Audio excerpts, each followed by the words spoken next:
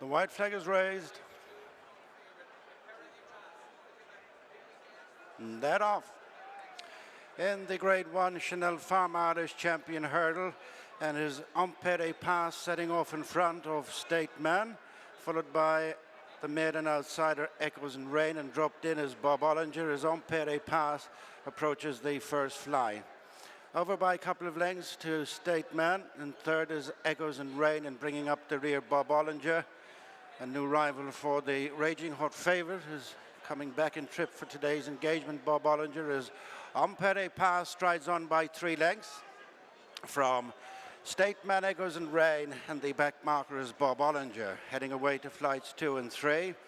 Impaire Et Passe and Daryl Jacob in the lead by 2.5 lengths to State Man and Paul Townend. Third is Echoes and Rain, Danny Mullins. Fourth of the 4 is Bob Ollinger and Rachel Blackmore in single file, taking their second fly.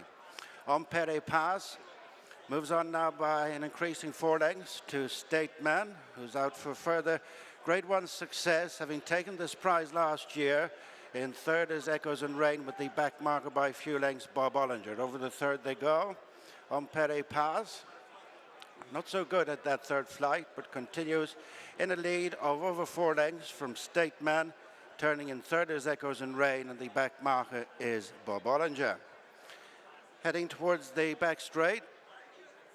No changes from first to last. It's Impaire Et Passe by 3.5 lengths to State Man. In third is Echoes and Rain. The back marker is Bob Ollinger. Down the far side they go to flights 4, 5, 6, and 7.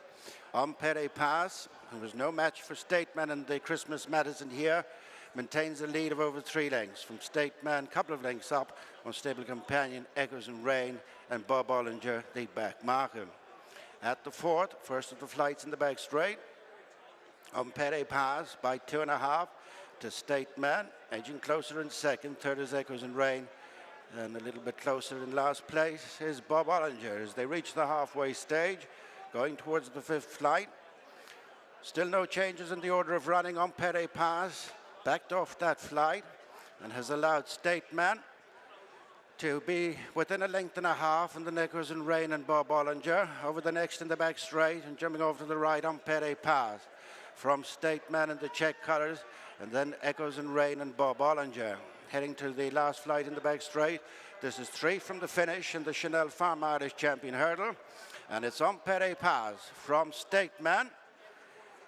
In third is Echoes and Rain, and although Bob Ollinger is the back marker, the quartet have tightened up, heading towards the final 5 furlongs with 2 flights left. Impaire Et Passe sent on again, re-establishes the lead of over 3 lengths.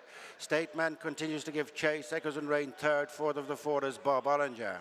Coming up to the final half mile with 2 flights left, and it's Impaire Et Passe nudged along in front. Looking poised in second is State Man, Echoes and Rain, and Bob Ollinger third and fourth.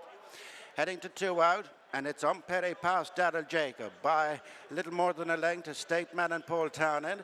1.5 lengths to Echoes and Rain over third, Danny Mullins, and Bob Ollinger is making headway for Rachel Blackmore on the outside as Daryl Jacob has a peek back to see a smooth-going State Man who's coming round 1 from the rail, then Echoes and Rain who's about to sacrifice the third of Bob Ollinger, and State Man takes the long time lead at Impaire Et Passe, then Bob Ollinger and Echoes and Rain relegated to be last of the 4 as they come around the omitted final flight, and it is State Man pouring it on from Bob Ollinger, Impaire Et Passe, followed then by Echoes and Rain, but it is State Man putting this race to bed from Bob Ollinger, Impaire Et Passe, and deep in the closing stages, it's wall-to-wall Grade 1s at the Dublin Racing Festival for both State Man and Willie Mullins as Paul Townend rides back-to-back winners of the Chanelle Pharma champion hurdle. Bob Ollinger second, Impaire Et Passe third, last of the 4, Echoes and Rain.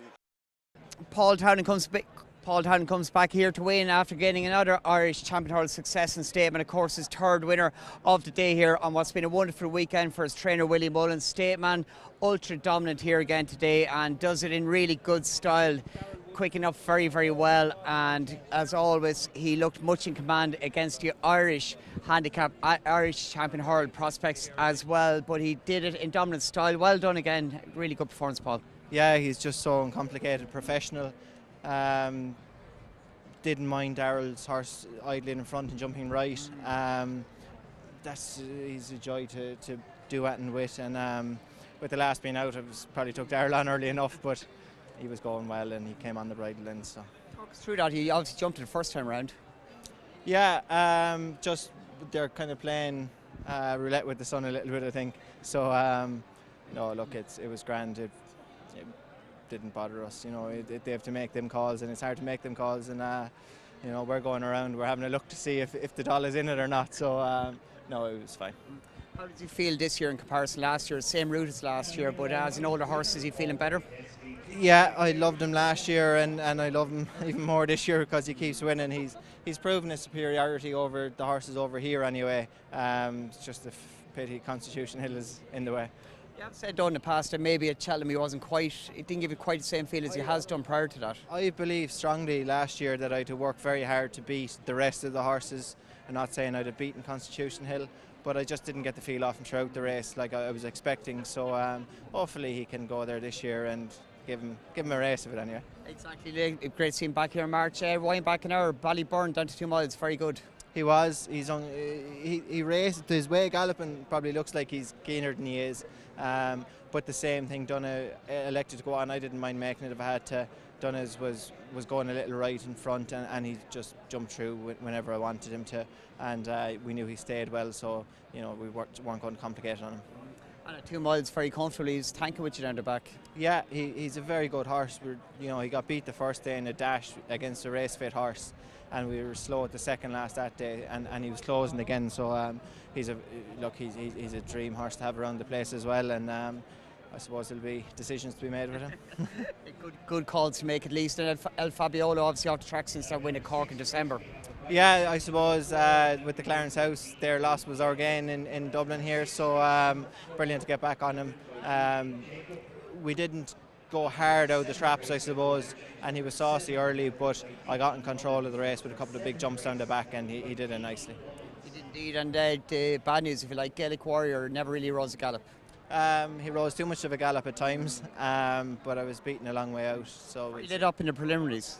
That's him. He's not easy. But look, it was a 2-horse race, and I'd say the winner's a very good horse.